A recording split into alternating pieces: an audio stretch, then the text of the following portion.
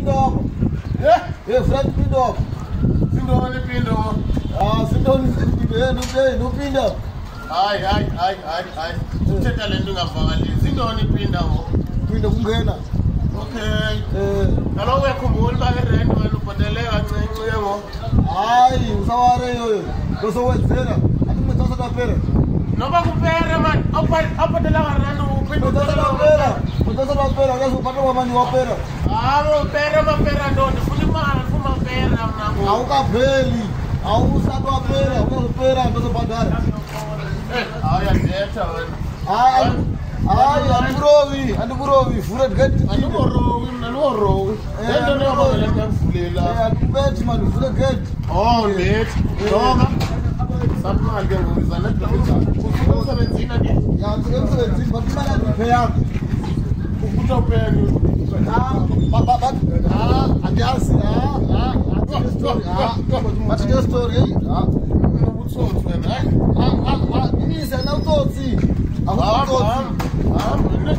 Ubona ngomsuka buyaka nelemali. Ukuthi ngenyanga ufuna ukubuza hayi 50,000 rand, 50,000 rand. Ngenxa yoba wena ndathi unginike iibhiya zam ngamini. Wasela wedwa. Ngoku irenti inyukile nge-50,000 rand.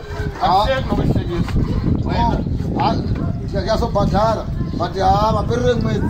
Mani sikuthethe le nto yakho ndingayivayo mani nimaperere ntoni. Maperere nyanga. Phela nyanga futhi. Phela nyanga. Masinenzela amaperereza. Chokwadi. Saka wena kuphi man? Suthetha le nto yakho mani. Phuma ulinoni ama-security unoni. Lo mntu andisokolisa. Yabona?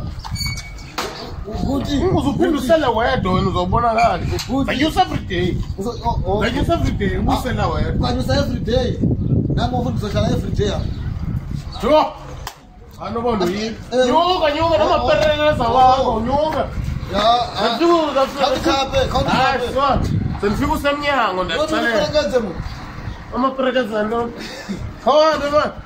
Mandiyovulela ngamoto. Nami ndiyajika. Hayi. Sakuvulela xa ndibuyayo. Ungakawuva. 1 hour later. Okay. Ngima nangu ndiyambona. Sapha lo bag. Ngime tupeyi. Andipeyanga buti. Usaphi ibhegi kodwa upeyanga. Akuzohola mangibani. Uzoro mangibani lento. Mangibani. Ifoto zangu zona lo bhegi. Imali makani.